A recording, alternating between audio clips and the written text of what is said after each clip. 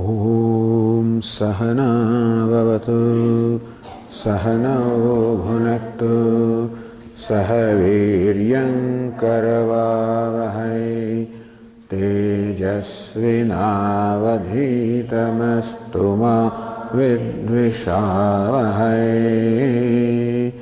ॐ शान्ति शान्ति शान्तिः। ॐ पूर्णमदः पूर्णमिदं पूर्णात् पूर्णमुदच्यते पूर्णस्य पूर्णमादाय पूर्णमेवावशिष्यते। ॐ शान्ति शान्ति शान्तिः। श्रुतिस्मृतिपुराणानाम् आलयं करुणालयं नमामि भगवत्पादं शङ्करं लोकशङ्करं शङ्करं शङ्कराचार्यं केशवं बादरायणं सूत्रभाष्यकृतौ वन्दे भगवन्तौ पुनः पुनः। ईश्वरो गुरुरात्मेति मूर्तिभेदविभागिने व्योमवद्व्याप्तदेहाय दक्षिणामूर्तये नमः। गुकारस्त्वन्धकारो वै ऋकारस्तन्निवर्तकः अन्धकारनिरोधित्वात् गुरुरित्यभिधीयते। सदाशिवसमारम्भां शङ्कराचार्यमध्यमाम् अस्मदाचार्यपर्यन्तां गुरुपरम्पराम्। कर्तुराज्ञया प्राप्यते फलम्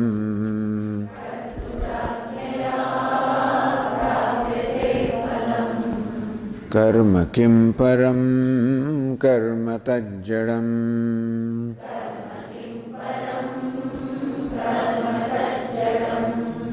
कृतिमहो दधौ पतनकारणम्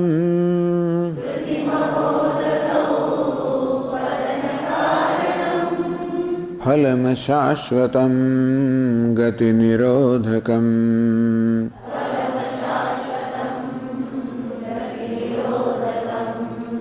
ईश्वरार्पितं निच्छया कृतम्।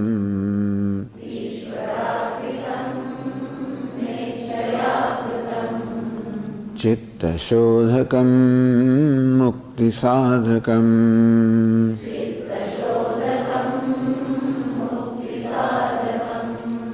कायवाङ्मनः कार्यमुत्तमम्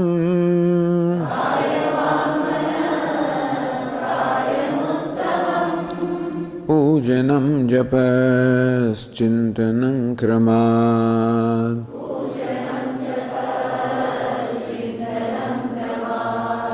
जगत ईषधीयुक्तसेवनम्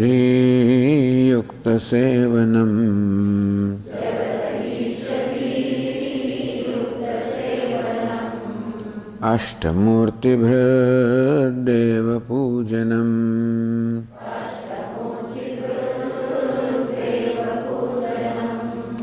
उत्तमस्तवादुच्चमन्दतः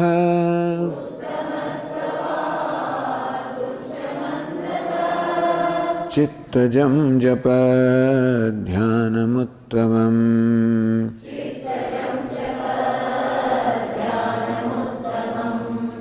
आज्यधारया स्रोतसा समम्।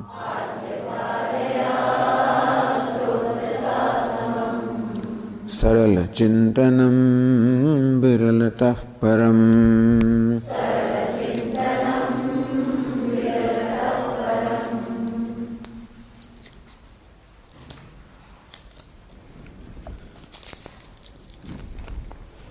जपध्यानम how japa can lead to dhyana or meditation is beautifully explained by our Swamiji. Says, repeat a name or mantra in your mind like Om Namah Shivaya, Om Namah Shivaya. And then become aware of the silence between the two mantras. Between two thoughts, there is always a very short gap. Usually, our mind runs from one thought to the other, and therefore, that doesn't look like any gap at all. But infinitesimal gap is there. But the advantage of a mantra, say Om Namah Shivaya, is there if you recite this mantra for a great length of time, then slowly the mantra starts emerging by itself and you can become the witness of the mantra. When we are reciting the mantra, then when you try to see the mantra stops. When Om Namah Shivaya is going in the mind, you attempt to witness that mantra, then mantra stops, moment you start witnessing. But if we have reached a point where the mantra arises by itself, then you can be a witness of the mantra and you see the mantra move on, Om Namah Shivaya, Om Namah Shivaya. Then you have the opportunity to observe the gap between the two mantras. So mantra, silence, mantra, silence. Thus, make note of the silence that obtains between the mantras. And then slowly shift the attention from mantra to the silence. Silence, mantra, silence, mantra. Because a mantra or a thought emerges from silence and merges back into silence. Therefore, in between there is silence in the form of mantra. So what is silence? That is the intrinsic nature of mind. Of course, it is the intrinsic nature of the self, but silence also is the intrinsic nature of the mind, but we keep on disturbing the silence. Therefore, there are thought flows. But thus, by observing and paying or focusing attention on silence, then you can see from mantra, silence, mantra to silence, mantra, silence. Formerly mantra was important, silence was in between. At one point in time, silence becomes important, mantra is in between. And then, when you focus the attention on silence, slowly the mantra subsides, and what remains is silence. That silence is the state of mind. And from there, you can shift to yourself. As Kenopanishad says, Pratibodha viditam matam. Every bodha, every cognition, one should know Brahman with reference to every cognition. The thoughts arise one after the other. As far as we are concerned, it does not matter what the thought arises. But pay attention to the reason why the thought is known. Thought is known in the light of consciousness. Because when an object is illumined, we see the object like this is a rose, and normally we see the rose, and we miss the presence of light which illumines the rose. Rose could not be perceived by eyes unless it was illumined by the light. So it is like shifting the focus of attention from rose to the light. Similarly, the fact that I am aware of the thought in my mind means that the thought is illumined, it is illumined by consciousness. And where is that consciousness? I am that consciousness. Thus every thought can become like a mirror which reflects consciousness. Because the thought could not be perceived unless it was illumined by consciousness. Shankaracharya says, every thought becomes a dwaram, becomes a gateway for seeing the self of the consciousness. So attention is shifted from what I am seeing to the very seer. Because very seer or the I is consciousness, and it is I, the consciousness, that illumines the thought. This may be difficult to do when the thoughts are random. That is why you plan a thought like Om Namah Shivaya, in which there is devotion also, and the thought arises one after the other. Then, when there is silence, you can remind yourself, I am the illuminator of silence, or I am the illuminator of this thought, I am the illuminator of mantra. So from the illumined, you shift the focus to the illuminator, which is the self, which is consciousness. That's how japa also can lead to the meditation upon the self. Even japa itself is dhyana. When Om Namah Shivaya stream of thoughts is going on, sajatya vritti pravaha, a flow of this thought of the same kind. Therefore, when there is a flow of this thought, Om Namah Shivaya, that itself, unbroken flow, that itself is meditation. But that can be further utilized for meditation upon, in Swamiji's words, meditation upon the meditator. The ultimate meditation is meditation upon the meditator, meaning the self. So this is how very brilliantly this japa is employed as a means of meditation, as a means of contemplation. Meditation is when the thought flow is going on. Either you observe the thought flow or get absorbed in the thought flow. Contemplation is when that thought flow leads you to the contemplation upon the nature of the self or nature of reality. That would be contemplation. And inasmuch as every thought is illumined by consciousness, a thought becomes an occasion.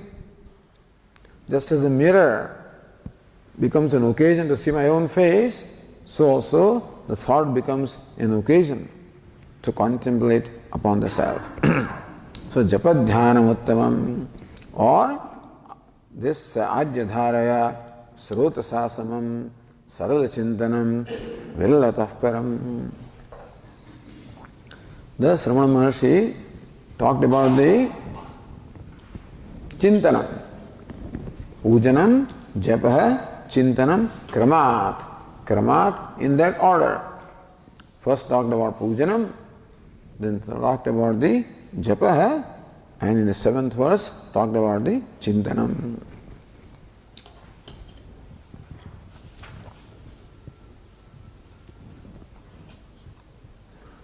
So in chintanam or in meditation, Ramana Maharsi did not talk about what you are meditating upon. Meditation. So you can choose your own object of meditation. It can be an image, such as Lord Krishna. It can be a name. It can be a symbol, such as Om or mantra. So now in the 8th verse, Ramana Maharsi, the Vedantin comes back to the object of meditation. What should be the object of meditation? What should be the bhavana, the attitude during meditation also? is what is talked about in the 8th verse. So let us read the 8th verse. Bhed bhavanat sohamityasau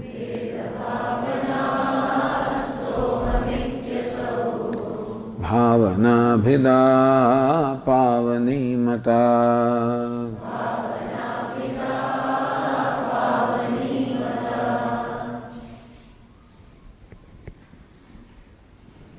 So ultimately, all these sadhana or spiritual practices should lead to this. Bhed bhavanat, bhavana, bheda bhavanat, bhedena bhavanat, bhedena dhyanat. Better than meditation involving bheda or duality. So that's how meditation begins. What you call upasana, meditation of nature, upasana or mental worship. So when we use the word worship, it implies a worshipper and worshipped. It implies a devotee and the Lord. Therefore, the first level of meditation is that which involves the duality between the meditator and what is meditated upon, between devotee and the Lord, which is fine. But what is my bhavana? Or what is my perception? What is my understanding? How do I understand the relation between myself and the Lord? The normal understanding is Bheda Bhavana. Normally, a devotee looks upon the Lord as separate from himself, or looks himself as separate from the Lord, and that is how all acts of worship are carried out. We said that it is all right because that is where we are right now. But that is not where we should remain. We have to cross that step or transcend the step, we say. Abhida bhavana. Bhavana, abhida means abhida bhavana. Bhida means bheda or duality. Abhida means abheda or non-duality. The abhida bhavana, the spirit of non-duality. What is the spirit of non-duality? Sohamiti. Bheda bhavanat sohamiti. This is a very famous expression, soham. In the morning, we use the expression shivoham. He will say soham, saha aham. So saha, the visarga becomes O, and a followed by O is elided. Therefore, saha aham becomes so aham becomes soham. Our Swamiji says already a sandhi has taken place. The union has taken place between saha and aham, soham. Saha is a pronoun, it means that. Amidana pronoun, it means I. That is I. Soham means I am that or that I am. What is that? That is a pronoun that indicates something that is remote from me. The pronoun this is used for mentioning something that is in front of me, whereas the pronoun that is used to indicate something which is away from me, remote from me, isn't it? Because I can't say that book, I should say this book, this flower, because it's evident to me. It is in my vicinity or it is an object of my senses. We say that hall because it is away from the range of my senses, so it is removed. So the pronoun that indicates something that is remote or that is thought to be remote. Right now, God is remote, He is away, depending upon whatever my concept of Ishvara is. If I think that Ishvara is in heaven, then I say that Ishvara in heaven, that Ishvara in Vaikuntha, or that Brahman. Because right now Brahman is not an object of my experience, not an object of my perception, and therefore in my mind is already fixated. That Ishvara is away from me. Brahman is away from me. This is how we are born and raised. This is how we are born, with this perception. Something similar to the 10th man saying that 10th man and searching for a lost 10th man. The lost 10th man is that 10th man who is remote, not in the vicinity, not in the sight. So thus, interestingly enough, a distance or duality is created in the 10th man itself. The one who is searching for his 10th man, and what he is searching for also is 10th man. The seeker also is 10th man, and the sought also is 10th man. This is called duality. The two doesn't make duality. It's not by duality, we do not mean just two, understand. That you are there and I am here, that is not just duality. Bheda or duality means mutual exclusion. Bheda is defined as anyonya abhavaha, mutual exclusion.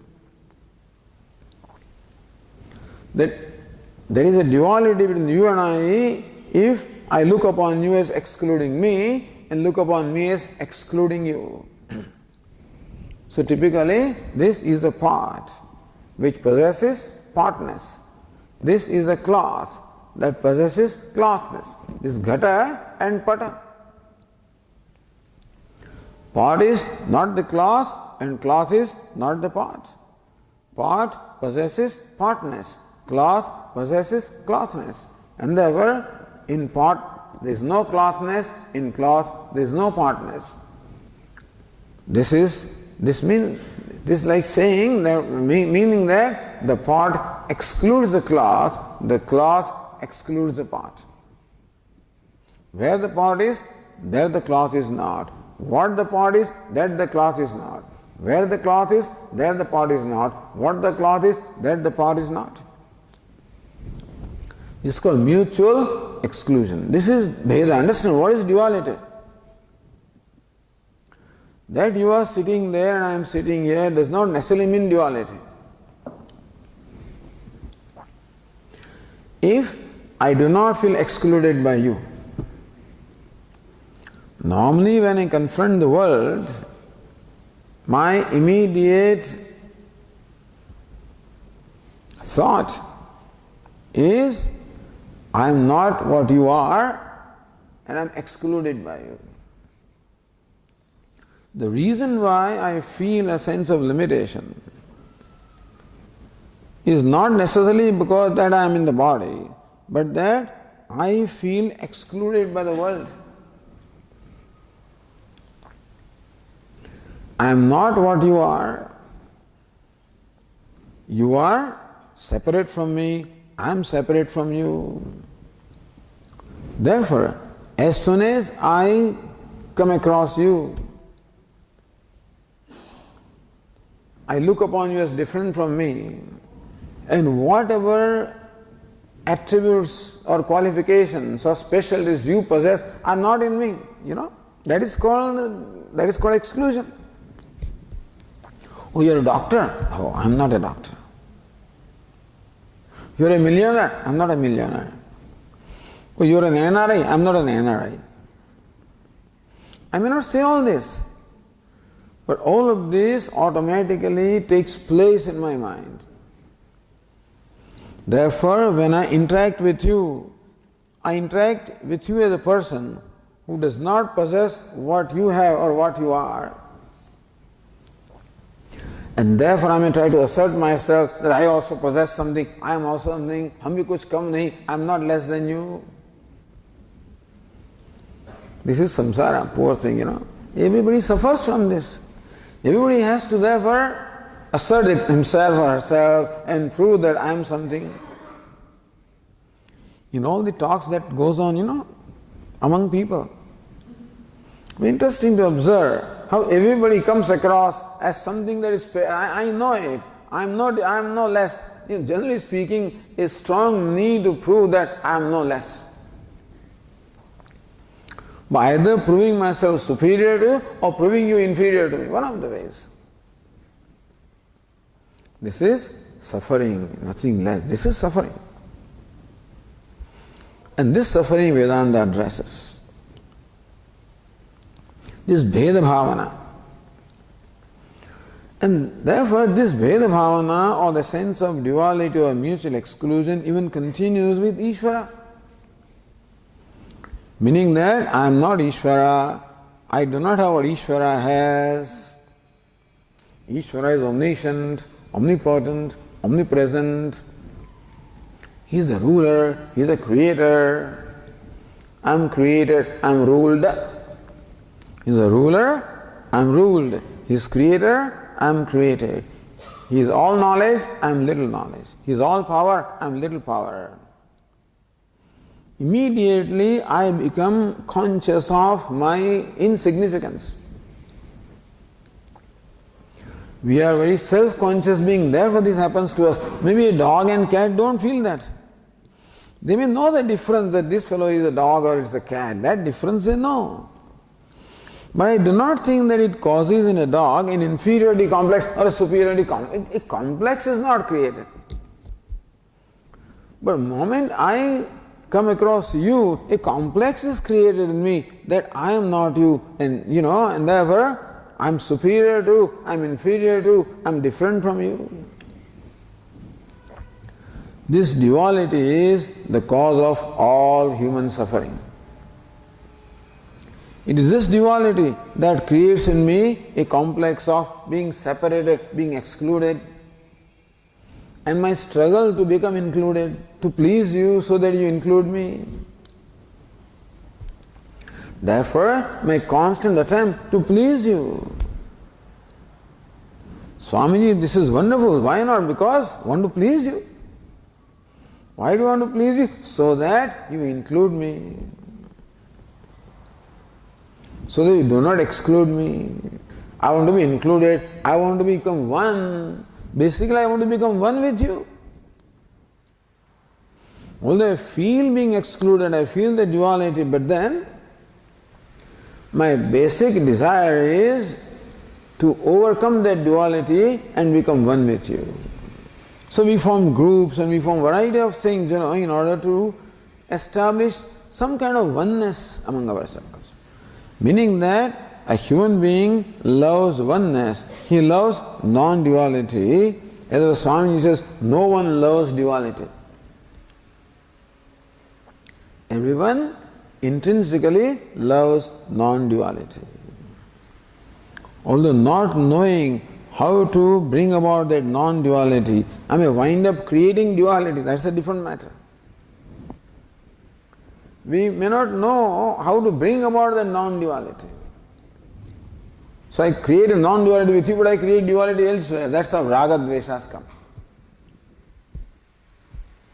We can see our struggle. The human struggle is for creating non-duality, giving reality to duality and creating non-duality. This is what our struggle is. You can say it is struggle to become limitless or struggle to become non-dual.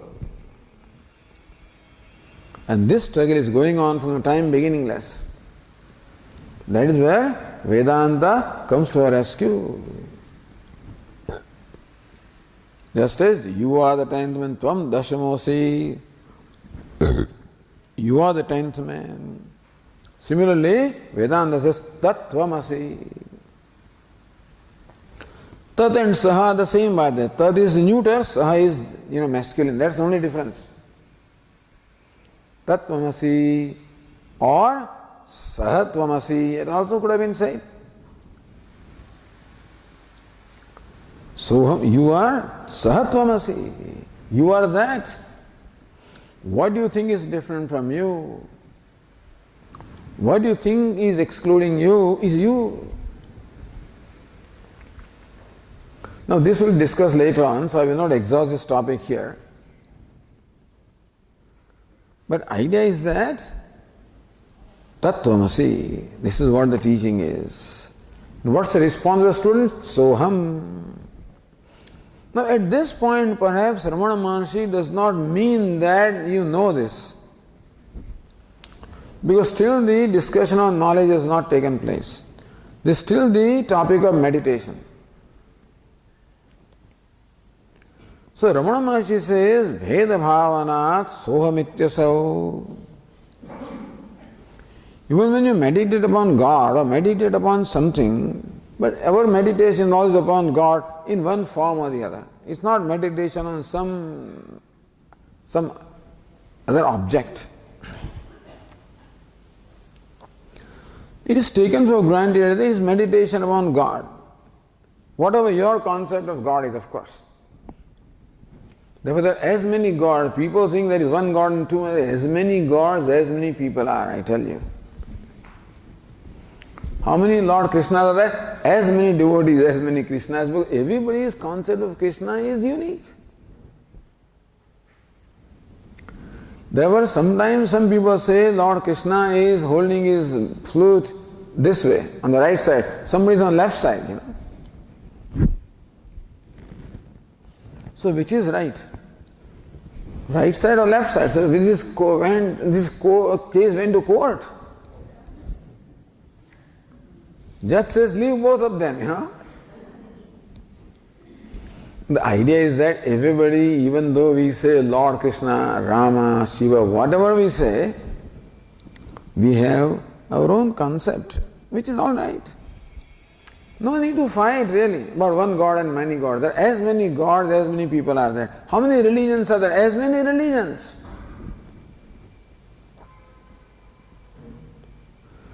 As many people, as many gods, concept of God and concept of religion is there. Why fight about it? Anyway, so here we were talking about meditation upon God. Whatever be my concept of God, however, in any concept of God, this idea is built in that I am not God. That God is different from me. And I meditate with this idea. What happens is, when I have accepted that God is different from me or I am different from God, when that is accepted by me, then the distance will always remain, it will never go. You see, as long as this fellow has decided that the 10th man is lost, that I am not the 10th man, then the 10th man will never come. He will never become 10th man because it's already concluded. And there is nothing that can erase that conclusion. No amount of search will erase this conclusion that I am not the 10th man. In fact, that conclusion is more and more confirmed. As you don't find the 10th man and that you are not the 10th man, the conclusion becomes confounded. Similarly, if my conclusion is that Ishvara is different from me and I am different from Ishvara, then nothing will change that conclusion. No experience will change that conclusion. All experiences only seem to reveal, to only bring that duality. So Ramana Maharsi says that do not function on the basis of direct conclusion. Yesterday we said that my conclusion is that I am an inadequate being and I am presently functioning on the basis of my being inadequate. When I perform my karma, then all karma or actions will be performed with an agenda that I want to become adequate, so that desire will be there. And regardless of what I do, the sense of inadequacy will never go. So Lord Krishna says, fake it till you make it. Think that you are adequate. And function on the basis of adequacy. How will you do things if you are adequate?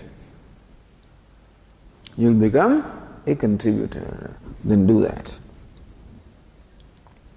But this duality is felt.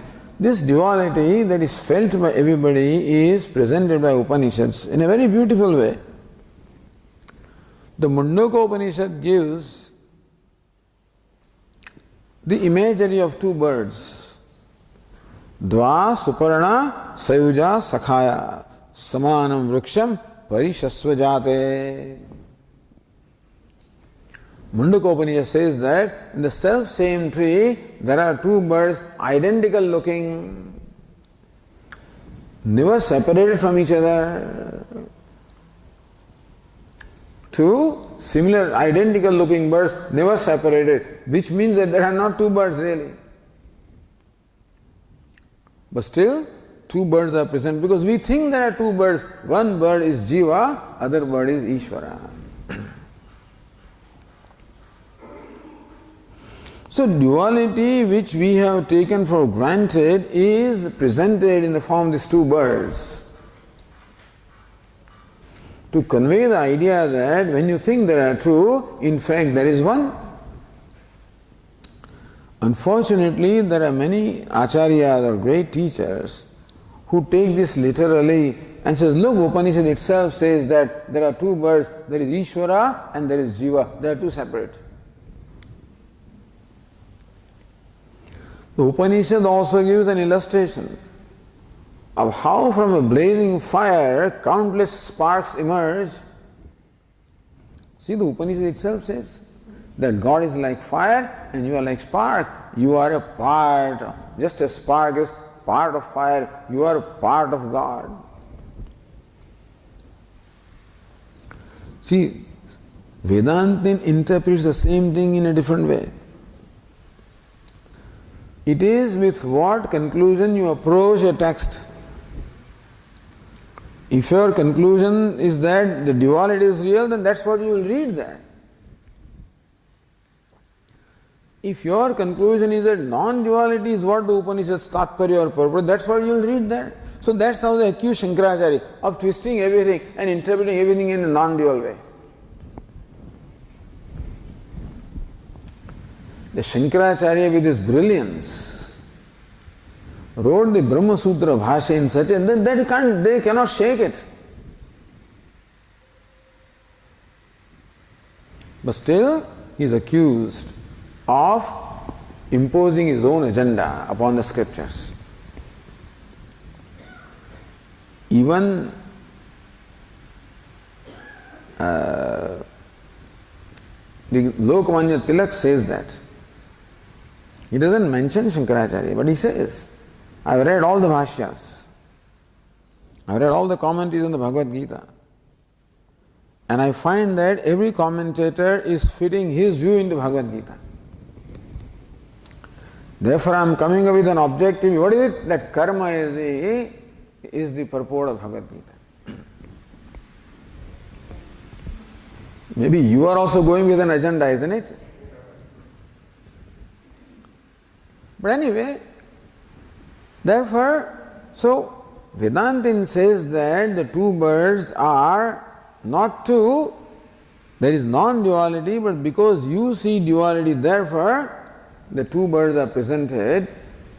Or the example of fire and sparks is not to convey that the jiva is a part of Ishvara, but that spark is really not different from fire. What is the nature of spark? Do you measure a spark by its dimension or do you measure a spark by its intrinsic nature? Vedantin says that a spark intrinsically is nothing but heat and light. What is fire? Heat and light. What is spark? Heat and light. That is it. So what do you see? You see the dimension of spark, but that is not a dimension of fire. It is a dimension of a carbon particle. Because when the wood is heated, then it splits into many particles, and the fire associated with each particle is a spark. But even in spark also, what is the intrinsic nature? Not its size, its nature is nothing but heat and light. Meaning, a spark can do the same job that fire does. If a spark falls in a heap of wool or something like that, or cotton, it will burn the whole thing. So Vedanta goes with this agenda of non-duality. He says non-duality everywhere. But that makes sense, because nobody loves duality. Nobody loves being excluded. If you are traveling in train in India, you enter a compartment.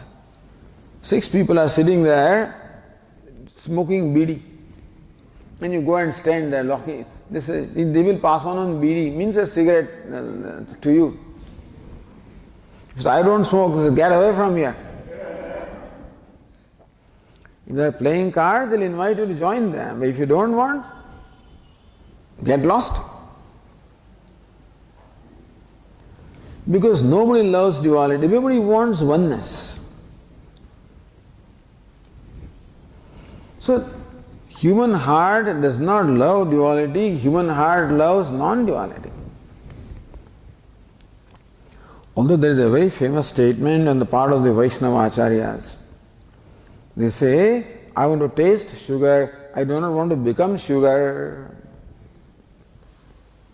I want to taste sugar, I do not want to become sugar. If I become sugar, how can I enjoy the taste of sugar? When you become Brahman, how can I enjoy Brahman? So we want to enjoy God. So the devotees say that the worshipper, the devotee, does not want liberation, non-duality. He wants to be born again and again, so that he can worship the Lord, he can serve Him, he can see Him, he can feed Him and enjoy. That is called rasaswada. So in bhakti, they want rasaswada, which is fine. But the point is, who is saying, I do not want to become sugar, I want to taste sugar? Who is saying that? Sugar is saying that. You follow? If something other than sugar says that, then I can understand that. But sugar says, I don't want to taste, I want to taste sugar, I don't want to become, but you are already sugar. And sugar does not have to taste sugar to become sweet, you already are sweet. Sweetness, embodiment of sweetness. Therefore, the Vedanta is Soham, Saha Aham, that Brahman, the limitless I am. Right now it is Bhavana, meaning it's a spirit, it's an attitude. In this particular verse, Abhida Bhavana, the attitude of non-duality. The attitude of duality is the conclusion of duality. The attitude of non-duality is that even though duality is my present experience, or I think that duality is my experience. Nobody experiences duality really, but we think we are experiencing duality.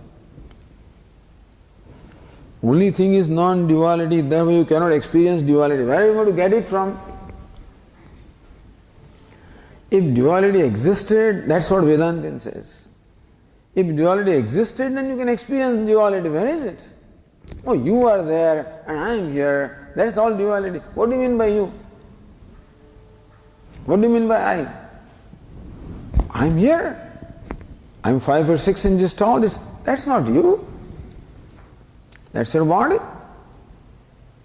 Very often you call this my body. Your body, your sense organs, your mind. You are the possessor of body, possessor of sense organs, possessor of mind. Who are you? And similarly, what you perceive there is just a body. But who are you in reality? You are the witness of this body-mind sense complex. Mano buddhi ahankara chittani naham. The manaha, buddhi, ahankara, chittam, all the various thoughts in the mind I am not. Nacha shrotra jihve, nacha ghrana netre, the organs of perception I am not, etc. So when they say you are Brahman, that is not this body, or not the ego is being told that you are Brahman. That's what people's problem is. Swami, you keep on repeating, I am Brahman. Will I not become proud and arrogant? Yes, if you will, if you think that ego is Brahman. When the teacher points out you, does not point out the ego or the individual, points out what you are truly in your nature, which is consciousness. So right now it is only an intellectual thing for me. But I can understand this. Even though right now habitually I take myself as a limited individual, habitually I take the world as different from me, habitually I take the Ishvara as different from me, that is habitual error. But the Vedantic teacher says that if you give reality to that, you will never overcome that duality. And if you do not overcome duality, you cannot overcome grief and sadness. Because that very conclusion of duality, as I said, creates in me a sense of being excluded, and that is what causes grief, sadness. No, but Swamiji, all the great devotees, they all worship God in duality, but how do you say that? Or how do you say that they were quite satisfied with looking upon God as separate from them? What about Mirabai? But Mirabai always wanted to be one with God, really. Or any devotee ultimately, or anybody, the love actually is the most exalted when there is the non-separation between the two entities who love each other. So reason why you love, you even get married, is to resolve that duality, not to maintain that. It remains as a different matter. But the idea is to resolve that duality. Not knowing how to do that, we create duality. That's a different matter. The whole project was to experience non-duality. But then, if you don't live intelligently, then you are stuck with duality. That's a different matter. So, non-duality is what every human being loves. And it makes sense also. Because I desire non-duality, I do not desire duality. So Sureshwaracharya says that as long as if the food is in your plate, so long it is separate from you, you are separate from that. So long there is no satisfaction. When you take that food and when it gets into your stomach, there is oneness. That is when the satisfaction is. Thus, now don't look at your watch, the food.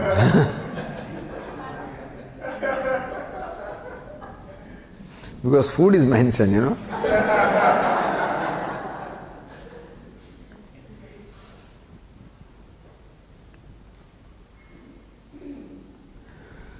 But as long as the object of pleasure also is separate from me, I am not satisfied. I want to become one, I want to make it one with me. And as Swamiji points out that then there is a flame of non-duality where the enjoyer and enjoyed have become one in one flame of non-duality. That's when the real joy is, when you forget yourself. In that moment of happiness, which may be such a infinitesimal that it's just so fleeting. But when something that you love is in your plate and you put it in your mouth and enjoy it, for a moment, everything is lost, you lose yourself. That is pointed out as the experience of non-duality, which is you cook for 2 hours and how long it takes to cook, how long does it take to eat? Very little, but you go through all that trouble to gain even a brief, short experience of non-duality. So This is how Vedanta interprets the struggle in our life. The struggle is to experience non-duality. Unfortunately, it stops at experience. That experience does not teach us. We require a teacher to explain to us what that experience means. That it is not that you are experiencing non-duality, you are non-duality. So that's where Vedanta comes. Abheda, Abheda. So Bhavana, Abheda, Abheda, Bhavana. This attitude of non-duality, because that is your destination. That's what you want. That's what you love. Therefore, even when you meditate, when you do anything, in puja also they say, Deho devalaya proktah jivo devas sanatanaha tyajet ajnana nirmalyam soham bhavena pujayet. When you perform the puja, we chant this verse. Deho devalaya proktah. This body is the temple of God.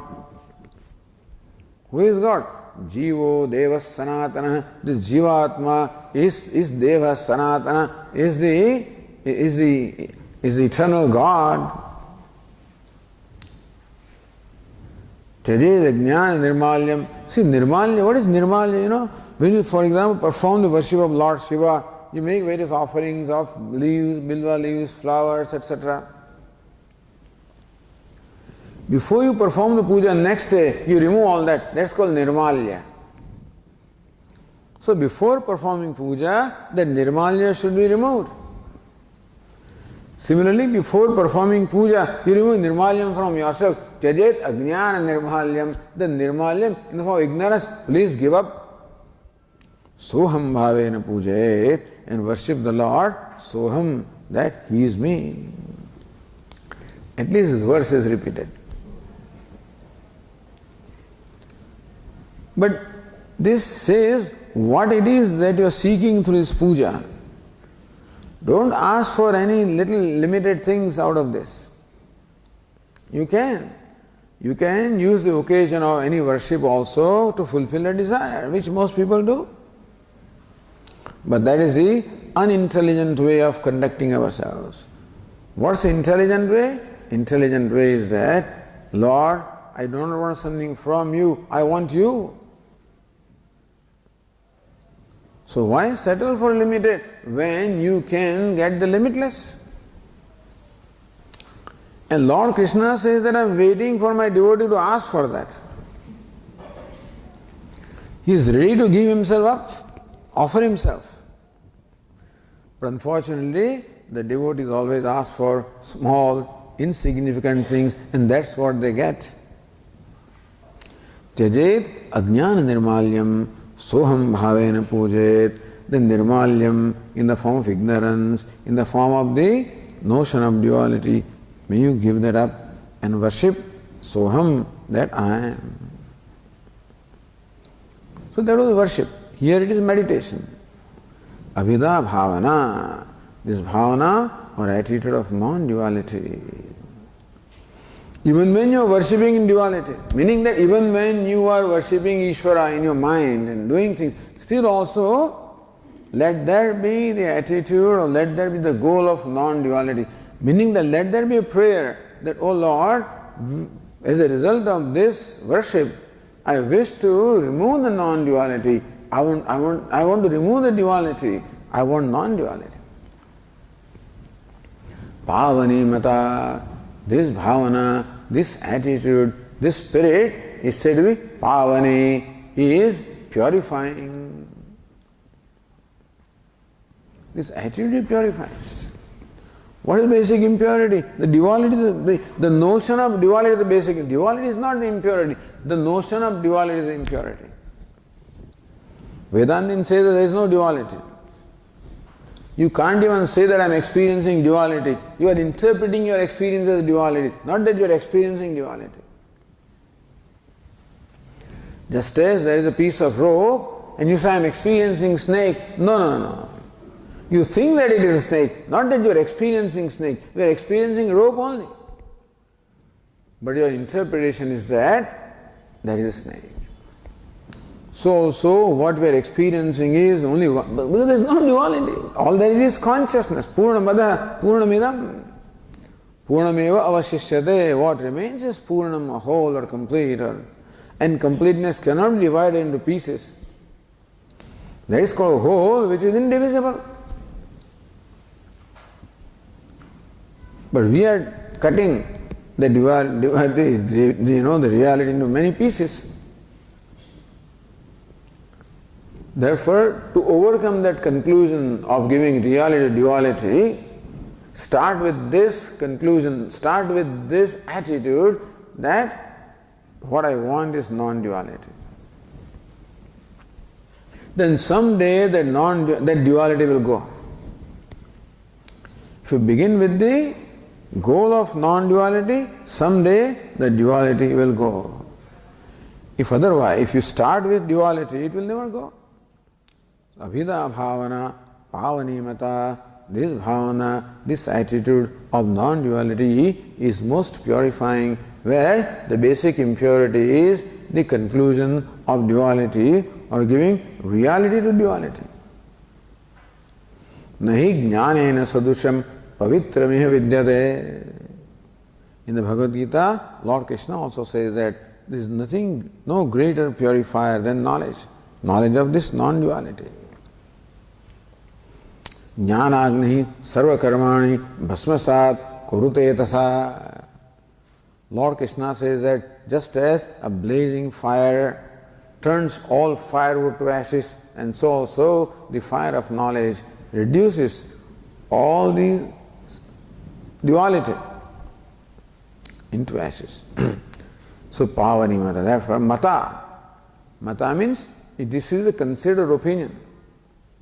Ramana Maharsi here quotes, he doesn't say that, that I say this. Mata means this is what is the considered opinion of all the scriptures and all the sages. Meaning that I am saying something that is being said by the scriptures and verified by sages. It is not enough that the scriptures say something. It should become an experience of somebody, meaning that alone there is the validity of the scriptures. So sages give validity to scriptures, really. Shastrani shastri kurvanti, tirthani tirthi kurvanti, shastrani. Even the shastras also will become helpless if there is nobody who can verify what the shastra says. So mata, the scriptures say that and the sages verify that. Therefore you should accept it. Ramana Maharsi says, therefore you should accept that the attitude of non-duality is the right thing to do. Abhida bhavana pavanimata. Okay. Om Purnamadav Purnamidam Purnat Purnamudachyate Purnasya Purnama Shishyate Deshantehi Shankaram Shankaracharyam Keshavam Badarayanam Sutra Bhashya Krutau Vande Bhagavantau Punah Punah Ishvaro Gururatmeti Murti Bheda Vibhagine Vyomavad Vyapta Dehaya Dakshinamurtaye Namaha. Om Shanti Shanti Shanti. Hari Om. Shri Gurubhyo Namaha. Hari Om.